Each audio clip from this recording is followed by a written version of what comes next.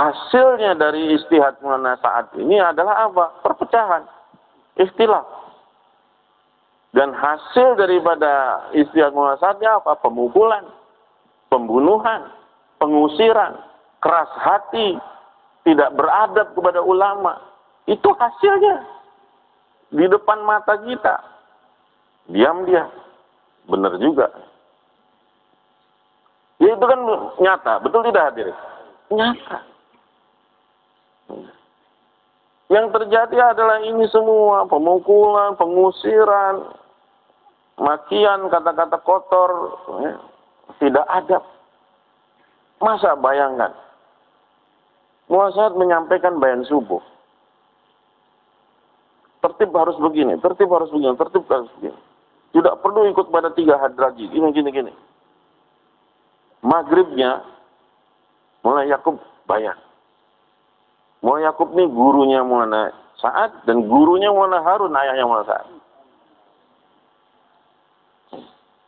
Mulai Yakub katakan, tidak itu, tidak betul. Apa yang dikatakan Maulana Sa'ad itu tidak betul. Kita ikut gini lah. Kita ikut pada orang tua kita ikut begini. Pas malam Hayatus Sahabah, Maulana Sa'adnya katakan lagi, itu orang bewakuf, orang gila. Kata. Subuhnya ngomong lagi, ini orang nggak berakal. Dia ngatain kepada gurunya sendiri orang nggak berakal. Berapa kali itu hadirin yang dimuliakan oleh Allah. Maka ketika itu apa terjadi sebetulnya jelas-jelas. Mulai Jubair itu gurunya Maulana Sa'ad. Syekhul Hadis di Nizamuddin itu Maulana Zubair selama beliau hidup. Maulana Sa'ad belajar hadis kepada Maulana Zubair. Maulana Sa'ad belajar hadis kepada Maulana Abu Daud, kepada Maulana Ibrahim. Tapi bagaimana beliau merendahkan? Beliau tunjuk kepada Haji Abdul Wahab, merah dada abse barahi. Ya, kakek saya lebih besar daripada kamu. Coba. Seorang anak yang dulu ngompolnya di ayun-ayun bayinya sama gurunya, dia lahir, dia apa semua itu diasuh sama. Sekarang udah maki-maki, nunjuk-nunjuk. Maka kalau orang katakan ini amir, ya mohon maaf ya, ada satu kelayakan dan tidaknya dan sebagainya, kan akhlak apa semua juga menentukan. Karena usaha ini betul-betul rohaniat ini kan akan keluar lewat amalan, lewat kelakuan, akhlak, tingkah laku, betul tidak Pak? Ya akan terekspos dengan begitu. Ini kalau dari sisi kelakuan pribadi saja sudah tidak, ini bagaimana kita bisa? Nah itu yang terjadi. Sehingga diikuti hal ini. Oleh yang ikuti sekarang, lu tidak hormat kepada kiai, tidak hormat kepada ulama, tidak ini maki-maki dan sebagainya. Astagfirullahaladzim. Yang pasti tabligh tidak pernah mengajarkan begitu. Tabligh tidak pernah mengajarkan kita menghina ulama. Tabligh tidak pernah mengajarkan mencaci guru kita, bagaimanapun kita. Nah inilah kejadian-kejadian yang sehingga apa yang dihasilkan daripada istihad, ini pembaharuan-pembaharuan ini sudah terbukti dengan jelas. Anda punya tabligh dengan kita punya tabligh beda. Siapa yang membedakan? Amir Anda sendiri. Bahwa kami tidak mau ikut 3 hadraji. Kami mau bawa kepada Al-Quran, Sunnah, Sirah, versinya beliau sendiri. Bukan kita yang mengatakan Anda. Jadi yang Anda bawa ini adalah tabligh Sa'diyah, memang betul. Versinya Pak Maulana Sa'ad. Dengan segala pembaharuan-pembaharuan yang Anda katakan mau disempurnakan, ya berarti bukan lagi tabligh versi Maulana Ilyas. Enggak sama. Bisa jadi kelihatan sama sekarang, tapi bulan depan beda. Sekarang ada keamiran dari level ini dan sebagainya. Ada lagi amal masturat 5 amalan, ada lagi DTI, ada lagi itu, ada lagi ini dan sebagainya. Nanti ini terus berubah. Nah, itu yang kita katakan demikian, bahwa kita beda, betul beda, nggak sama lagi.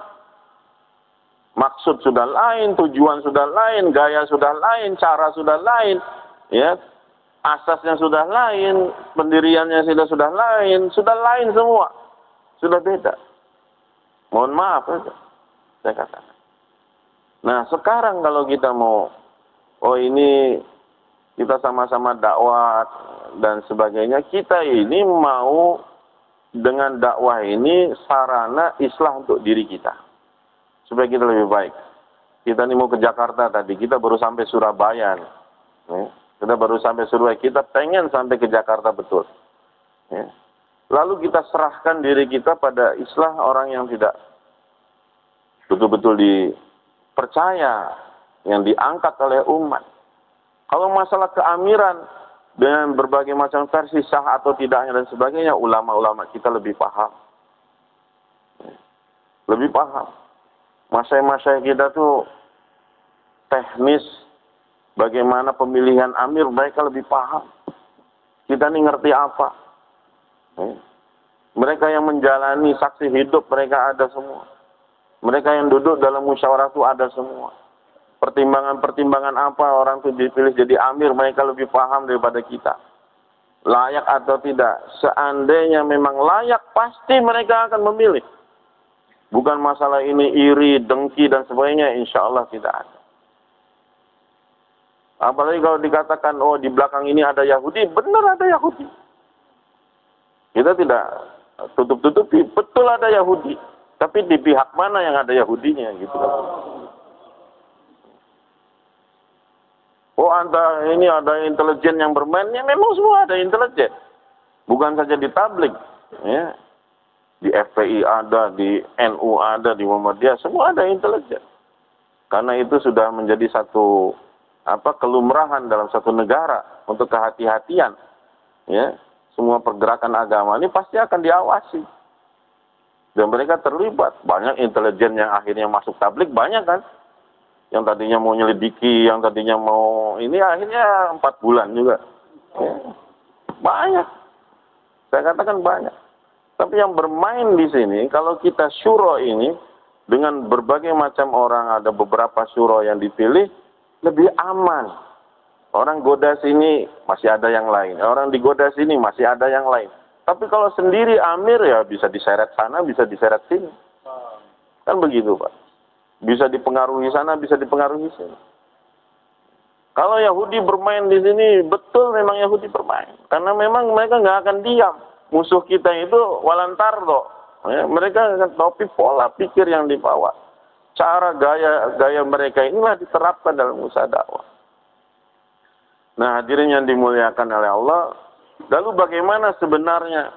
Sampai kapan ini terjadi? Ada yang masih berharap, mudah-mudahan mau kembali lagi. Haji Abdul Wahab sendiri sudah patah. Sudah habis. Tidak ada lagi, sudah beda. Sudah terlalu jauh. Mereka mengingatkan itu sudah 20 tahun lebih, Pak. Ya, mereka mengingatkan itu 20 tahun lebih. Ya. Kalau kita katakan, ini kan masih bisa diperbaiki, antum tidak tahu bagaimana usaha para masyaikh. Dan mereka ini, para masyaikh ini, betul-betul tidak ada kebencian. Tidak ada kebencian. Mereka semua sayang. Mereka semua sayang. Mereka semua begitu mahabbahnya. Mulai Ibrahim, bagaimana mulai Ibrahim? Mohon Ahmad lah. Antum nggak tahu bagaimana sayangnya mereka. Walaupun itu tahu murid mereka sendiri, anak mereka. Mereka itu mengasuh Maulana Sa'ad itu rame-rame. Memelihara Maulana Sa'ad itu rame-rame. Sampai mereka mengabaikan mengasuh anak mereka sendiri. Ibrahim punya anak-anak. Ahmad Lat punya anak-anak. Para masyaikh ini punya anak-anak. Coba anak-anak mereka ditinggal. Mereka hidup sepenuhnya wakafkan diri mereka di Nizamuddin. Anak mereka saja belum tentu ketemu tiap hari. Anak mereka saja belum tentu mereka didik. Belum tentu mereka asuh. Tapi mereka betul-betul mencurahkan perhatian kepada penguasaan. Mereka korbankan anak mereka sendiri. Tapi sekarang jadi begitu, betapa sedih, betul tidak? Sedih, bukan marah, sedih. Nangisnya Maulana Ibrahim bagaimana? Saya ketika minta izin mau nulis jejak dakwah itu. Menangis.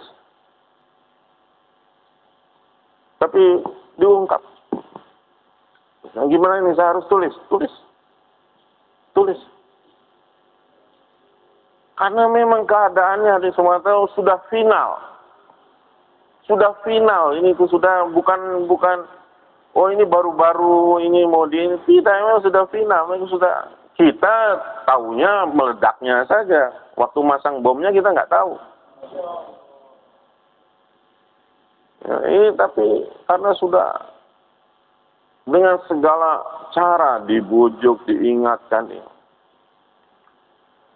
Kebencian itu sudah luar biasa, sampai ke merembet masalah kamar, masalah ini, masalah itu, dan sebagainya. Nah, maka kita hadis malam sekarang bagaimana kita bersikap? Kita bersikap sebetulnya meyakini apa yang sudah diterapkan oleh 3 hadraji, inilah yang saya katakan bukan benar, tapi sudah terbukti. Sudah terbukti sekian tahun lamanya, ini telah sukses. Seluruh dunia ini sudah banyak berubah. Dengan cara yang sama, dengan gaya yang sama. Kita sudah, kadang-kadang kita sendiri hadirin yang dimuliakan oleh Allah ini, oh ini arahannya siapa, ini arahannya siapa. Dulu kita diombang-ambing masalah ini. Seperti kita jaulah saja. Saya pernah jaulah sama Maulana Jamsid, almarhum Maulana Jamsid. Diajari bagaimana cara dulu Maulana Ilyas jaulah. Bagaimana dulu cara Maulana Yusuf jaulah. Begini, saya terapkan. Bagaimana keluar 3 hari. Cara Maulana Yusuf, cara Maulana Ilyas dahulu, bagaimana cara keluar 3 hari. Sehingga dahsyat itu. Bagaimana cara kita keluar yang betul, bagaimana caranya yang betul. Itu yang justru terbukti sudah. Sekarang misalnya kita nih ya, jaulah nih Pak. Sekarang kita ada berapa orang? Taruhlah ada 200 orang. Kita katakan hadirin kita akan sekarang buat jaulah sekarang. Berapa rombongan dibentuk Pak? Sekarang nih kalau ada 100 orang aja, berapa orang di jamaah dibentuk? 10 jamaah. Berapa orang Pak? 10. Yang di dalam 9. Kita hadirin semua antara kadang-kadang menafikan. Ya. Banyak orang itu lupa bahwa tulang punggung dakwah itu adalah jamaah. Bapak sering dengar mungkin, atau nggak tahu, saya masih adab-adab itu dibicarakan lagi nggak, adab jaulah. Di antara semua adab jaulah, satu-satunya amalan yang harus kembali lagi, diulang lagi hanya jaulah. Fungsinya amir dalam jaulah itu, apabila dia ada salah saja, makmur salah, mutakalim salah, atau dalil salah, ini amir, dia harus berani negur, subhanallah. Sekali tidak diperhatikan, 2 kali, subhanallah. 2 kali tidak, 3 kali, subhanallah. Masih juga tidak diperhatikan, bas, kita pulang semua. Kembali ke masjid, targib lagi, keluar lagi. Itu lagi, pulangkan lagi. Ada nggak amalan lain sering? Oh, Bapak salah makan, ulangi lagi makannya. Bapak misalkan taklim salah, ulangi lagi taklimnya. Nggak ada Pak. Tapi jauh lah. Saya kadang-kadang terkejut ya, kalau kita ikut jamaah. Ada jamaah 10 orang. Ya. 2 orang yang jaulah. 2 orang yang khidmat. Ya, 1 mutakalim, 1 takrir, 1 mimbar, 1 zikir, 1 istiqbal. Ya. 2 orang mustami. Yang keluar cuma 2-3 orang saja. Jauh lah. Apa ini? Cara mana? Kita tidak tahu ada yang semacam ruhaniyat, tertib yang dipakai oleh Maulana Ilyas, Maulana Yusuf, Maulana Hasan, inilah yang merubah dunia itu.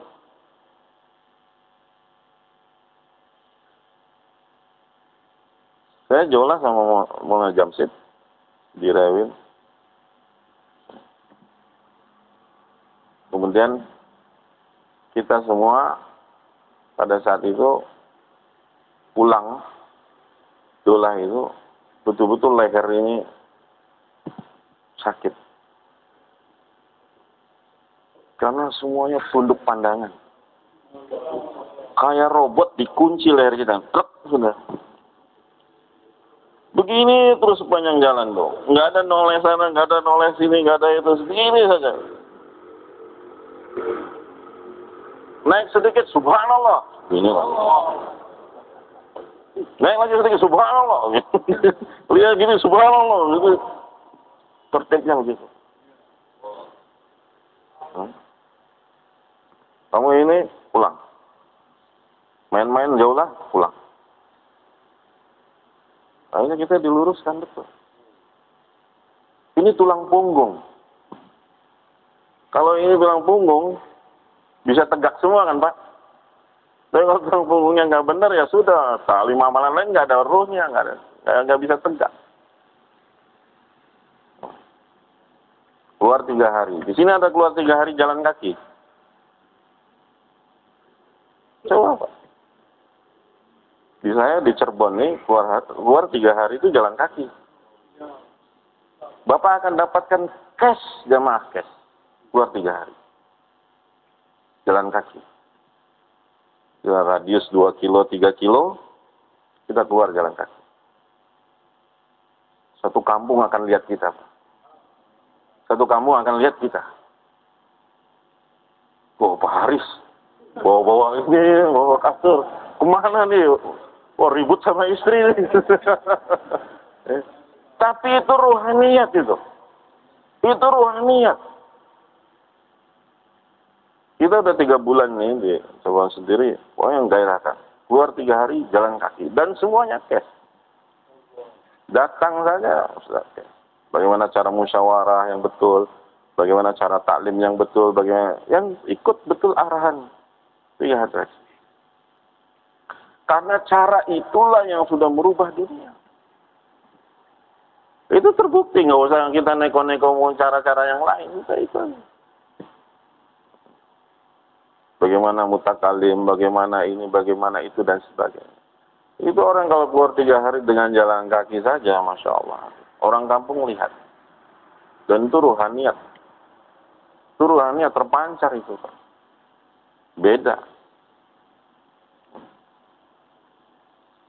Makanya, kita hari yang dimuliakan oleh Allah, sebetulnya dengan musyawarah-musyawarah ini, kita ingin meningkatkan kualitas makomi kita dan kualitas intikoli kita. Intikoli kita ini berkualitas, betul-betul berkualitas, ya. Sempurna itu ada 5. Sempurna jumlah orang, sempurna tafakutnya, sempurna amalnya, sempurna harinya, dan sempurna satu hatinya. Baru disebut jamaah sempurna. Kadang-kadang kita asal-asalan saja keluar jamaah 40 hari. Tapi tidak berkualitas. 4 bulan tidak berkualitas.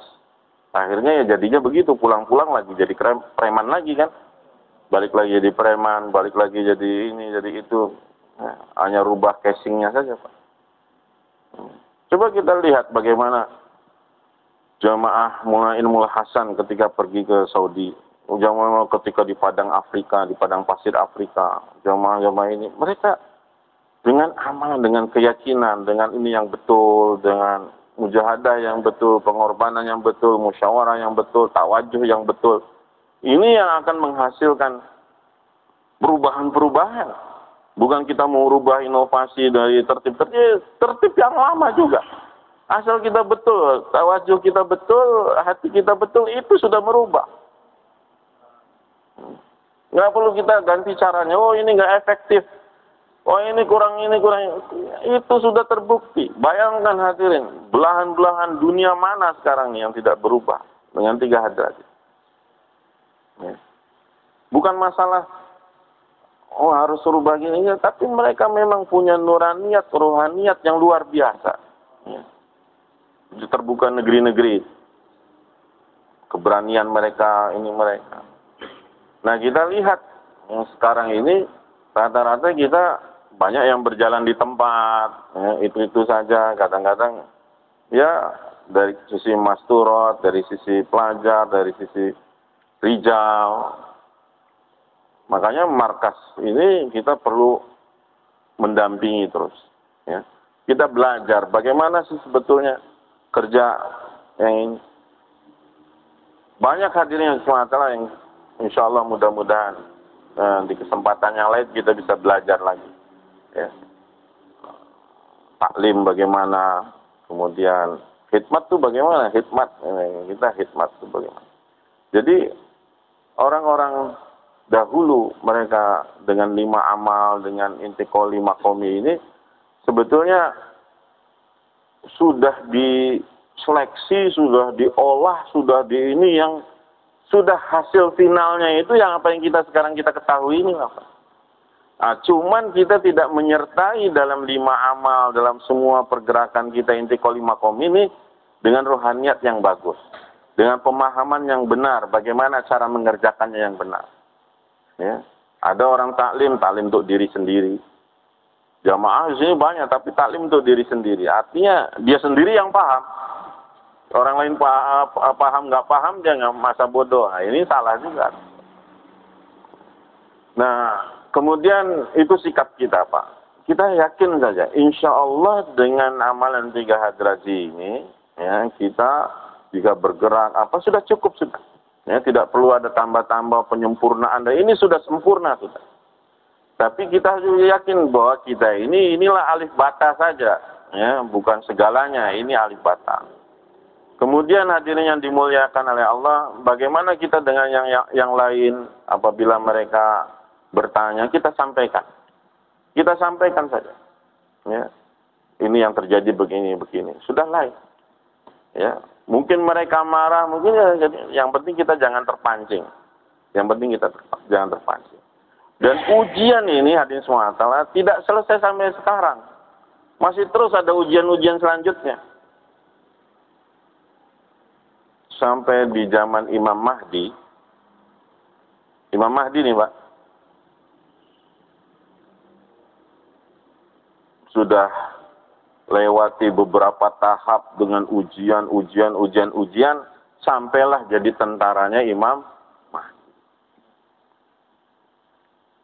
Banyak orang yang katakan, wah ini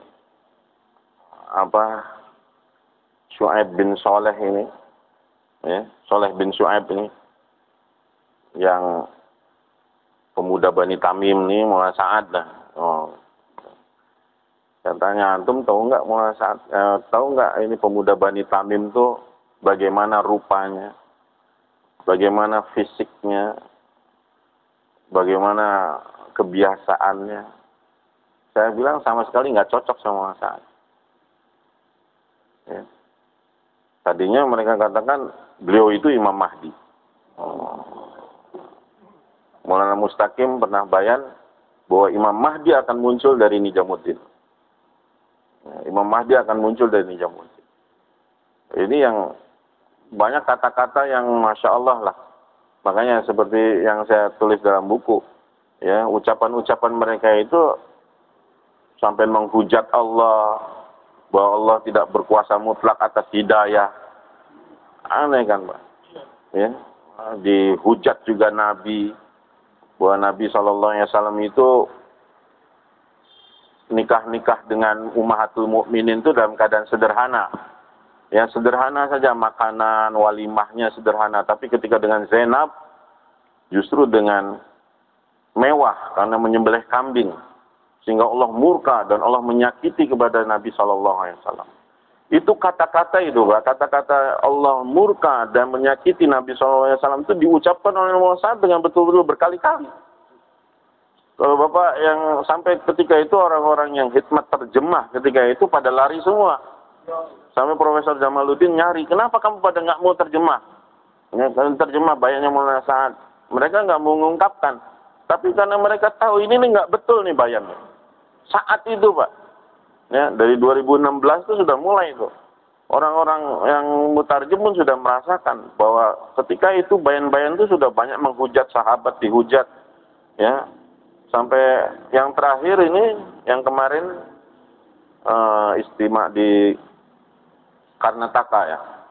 Beliau saat katakan bahwa seandainya kalian 40 hari 4 bulan di jalan Allah SWT, maka kalian akan mendapatkan nusratullah ghaibiyah yang tidak didapatkan oleh sahabat radhiyallahu anhum.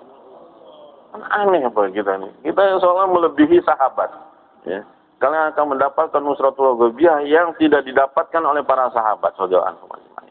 Ya, kalau kalian keluar di jalan Allah.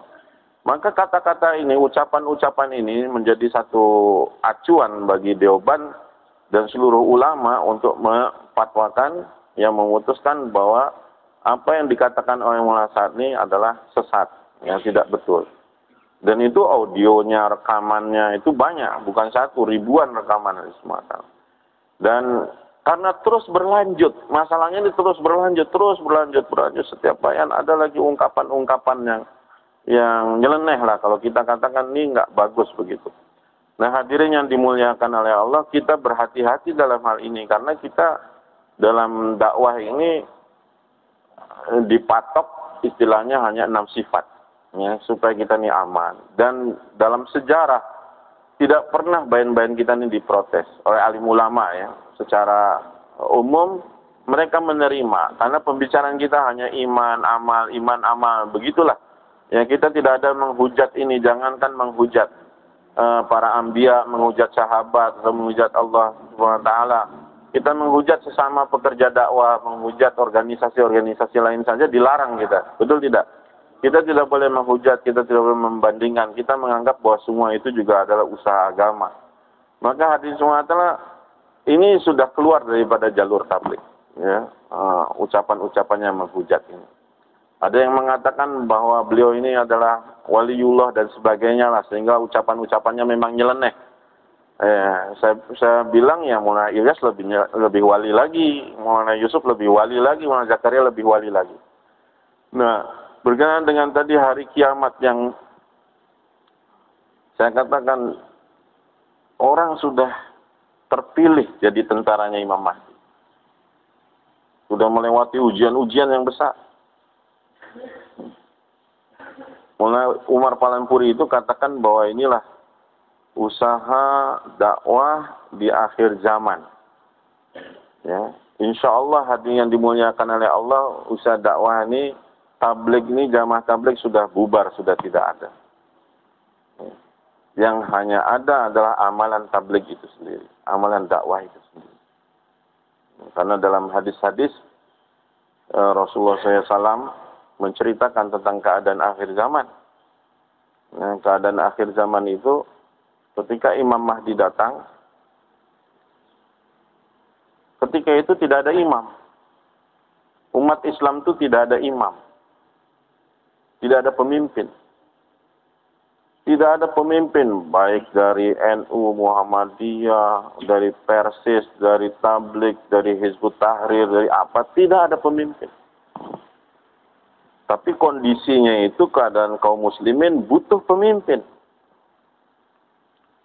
Sehingga pemimpin-pemimpin ketika itu berkumpul di sekitar Ka'bah, mereka hanya ada 7-8 orang, bermusyawarah, siapa yang mau jadi pemimpin? Ini perlu pemimpin, saling tunjuk satu sama lain. Semua nggak siap. Ya, sampai akhirnya Allah tunjukkan inilah Imam Mahdi. Ya. Ketika itu memang tidak ada lagi pemimpin.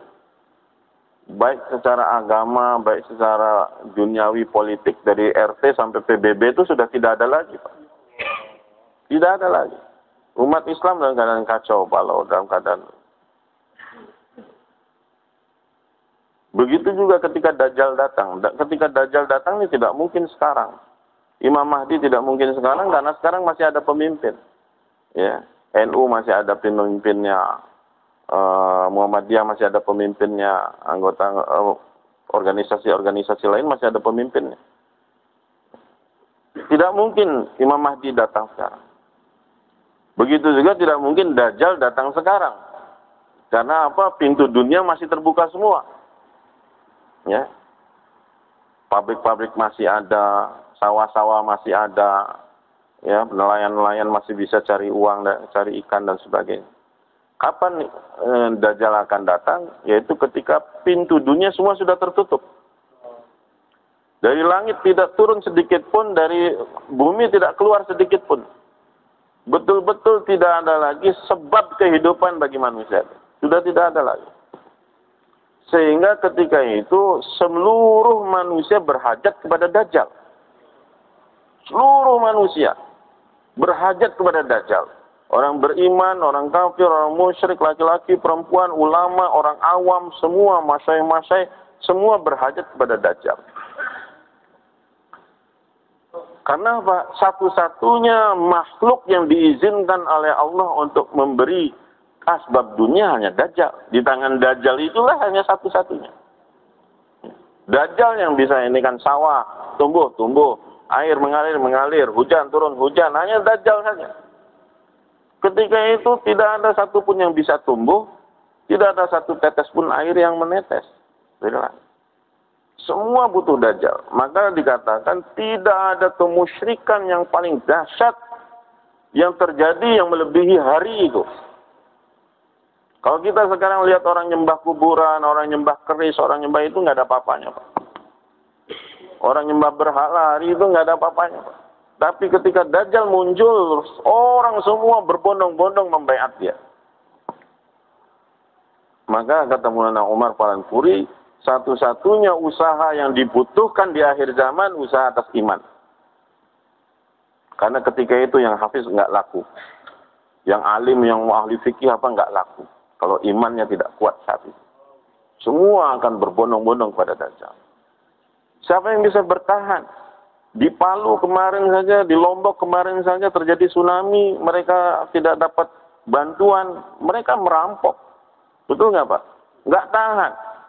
Ya, mobil-mobil dicegat di ini dan sebagainya, karena tidak tahan, mereka lapar. Mereka harus merampok ini, mereka harus hancurkan toko-toko, mereka ambil makanan, mereka minuman, karena tidak tahan. Dan itu terjadi bukan sehari dua hari, hadis muatal.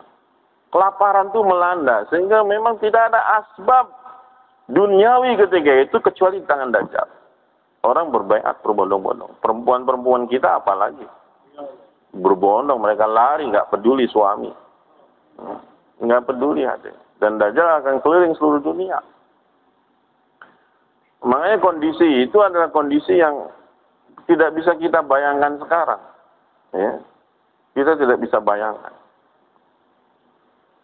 Bahkan Imam Mahdi ketika muncul itu dikatakan manusia, jumlah manusia ketika itu tinggal sedikit.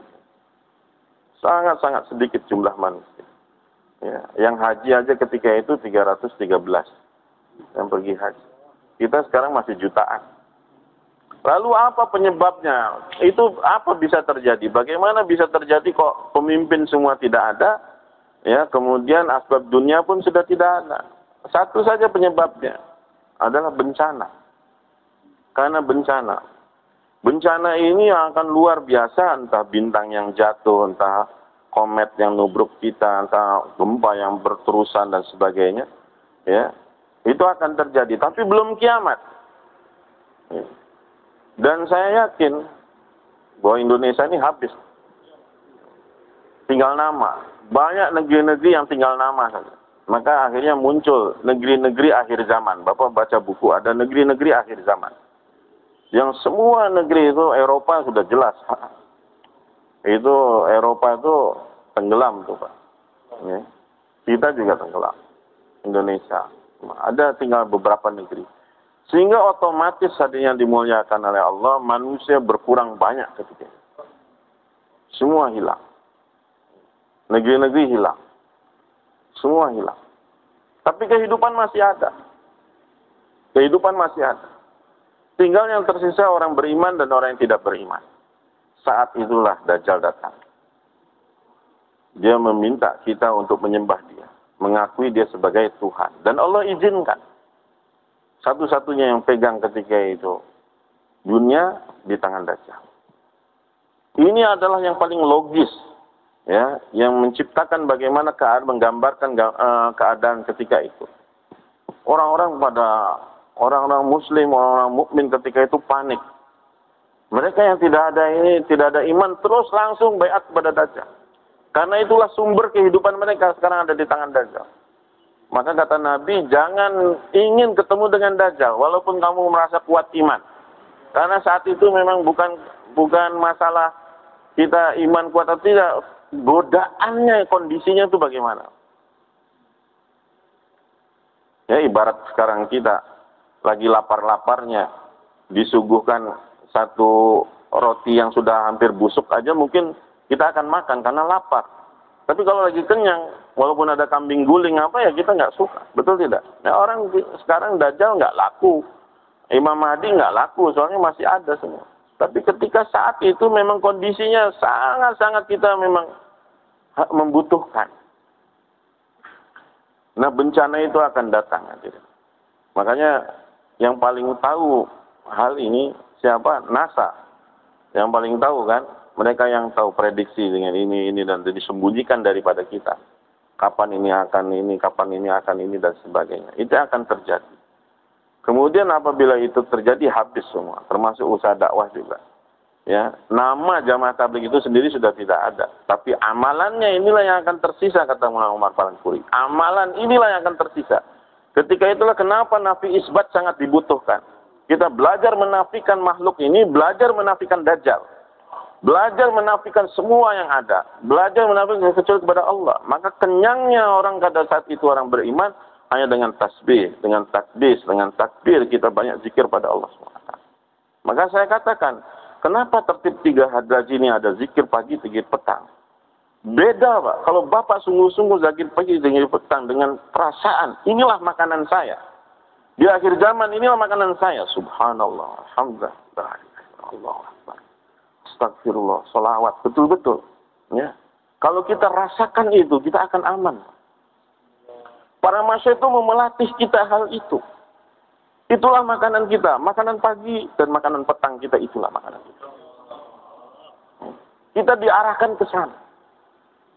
Dan pada saat itu sudah tidak ada lagi kendaraan. Tidak ada listrik, tidak ada apapun. Ya. Makanya peperangan ketika dengan Imam Mahdi, dengan pedang lagi, dengan tombak lagi. Karena efek daripada bencana itu, efek bencana yang luar biasa mematikan sistem semua. Teknologi semua, sains itu Allah membuktikan bahwa saat itu yang dibanggakan oleh manusia hancur seketika. Habis seketika, tidak berfungsi sedikit pun. Makanya kenapa? Kembali kuda-kuda digunakan. Jalan kaki digunakan. Inilah jalan jamaah, jalan-jalan kaki ini. Kenapa dipentingkan di akhir zaman?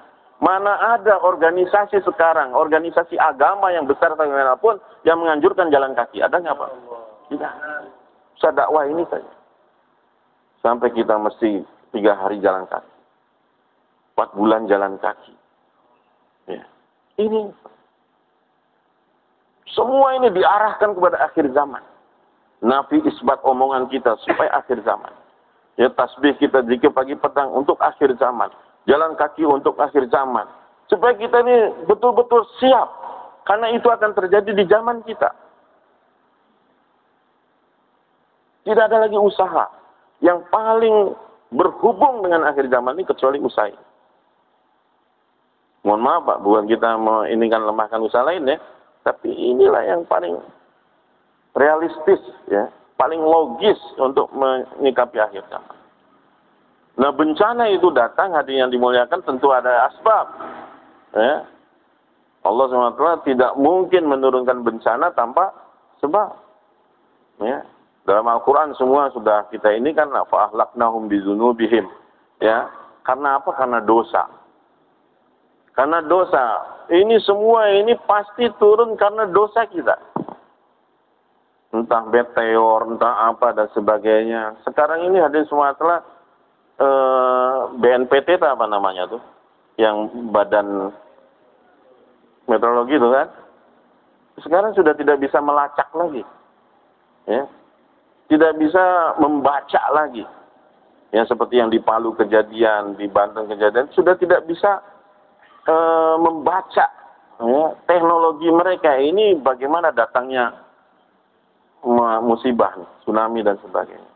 Artinya apa? Hadirin semua telah sudah tidak bisa diandalkan, ya.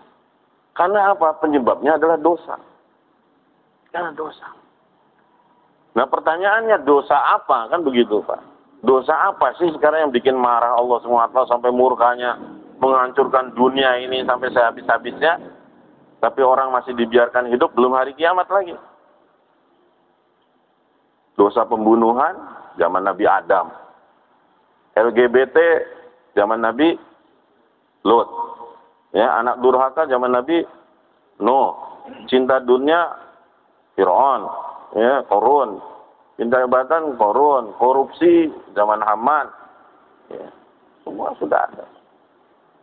Maka para saya katakan bukan dosanya yang baru, tapi pelaku dosanya yang baru.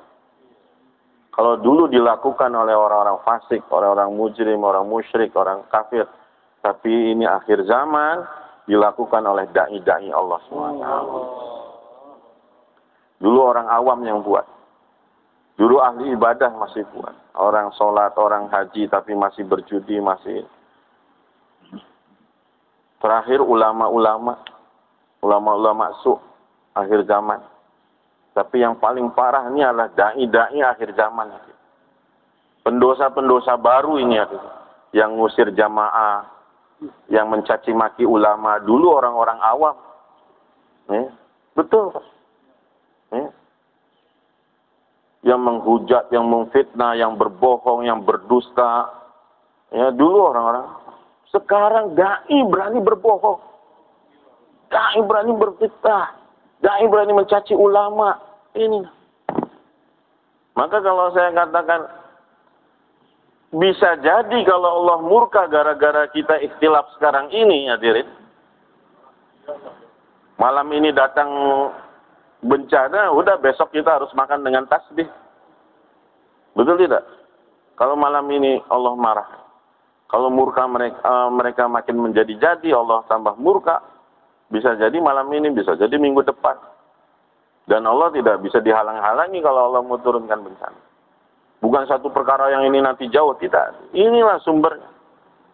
Maka kita tinggal memperbaiki diri hadirin semua. Jangan terpancing, jangan ini.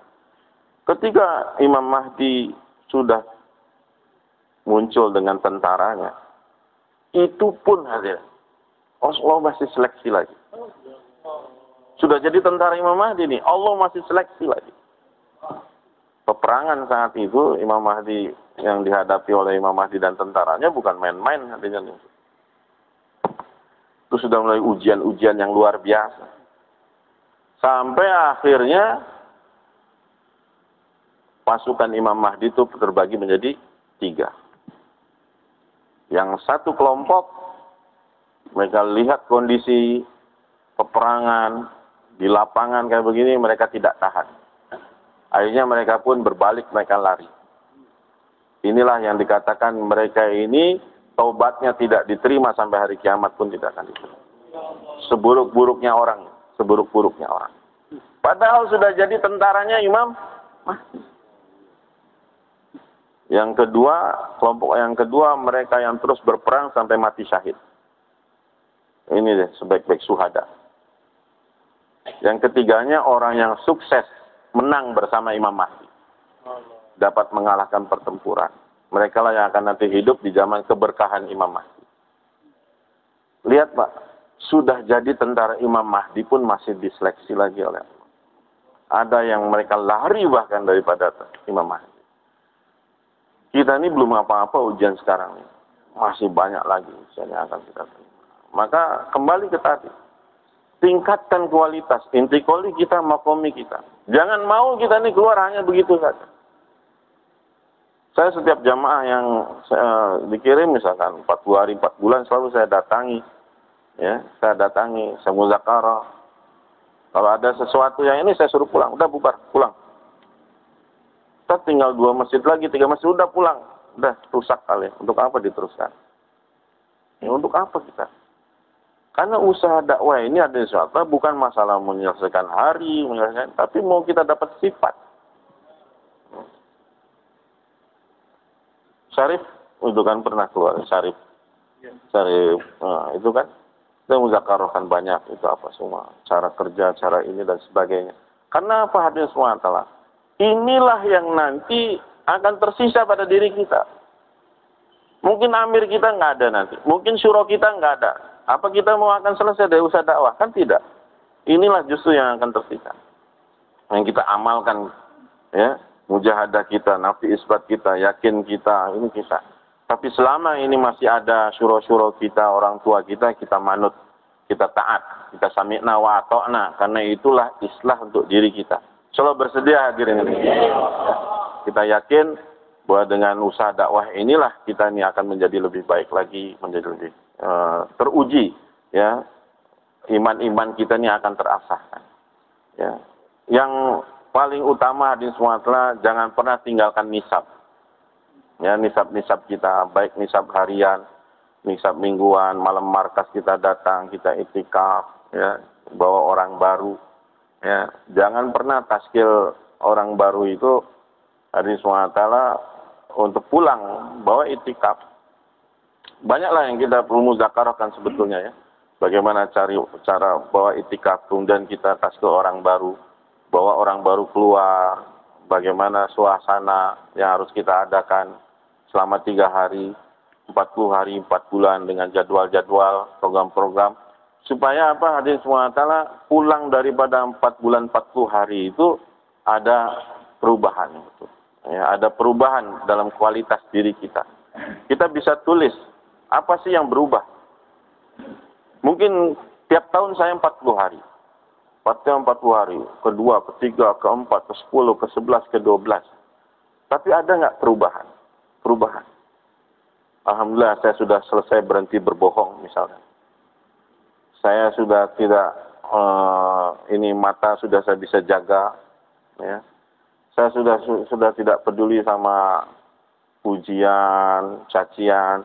Saya tidak emosian. Saya sudah tidak, ini perkara-perkara kayak begini nih hati semua. Kita rubah hati kita ini apa? Ya.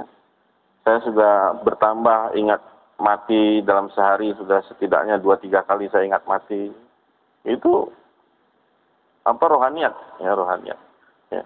Saya semakin asyik dengan baca Quran, saya semakin asyik.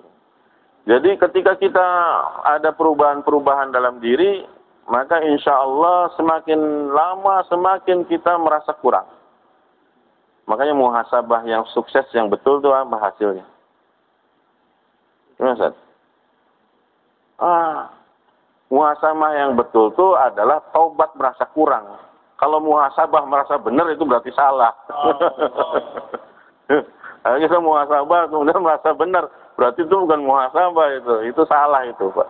Kalau muhasabah yang betul itu pasti merasa kurang, bertaubat, merasa bodoh, merasa nggak bisa, saya semakin. Maka kata Hadir Haji di awal tadi saya mukadimah katakan di musyawarah tadi malam bahwa merasa kita bodoh, merasa kita kurang, inilah yang asli hasil daripada tabligh. Insyaallah semua bersedia Pak ya. Insyaallah. Itu saja yang dapat saya sampaikan. Mudah-mudahan Allah SWT ampuni kita dan jadikan kita asal hidayah seluruh alam. Subhanallah wa bihamdihi, subhanallah wa bihamdika, asyhadu an la ilaha illa anta, astaghfiruka wa atubu ilaik. Assalamualaikum warahmatullahi wabarakatuh.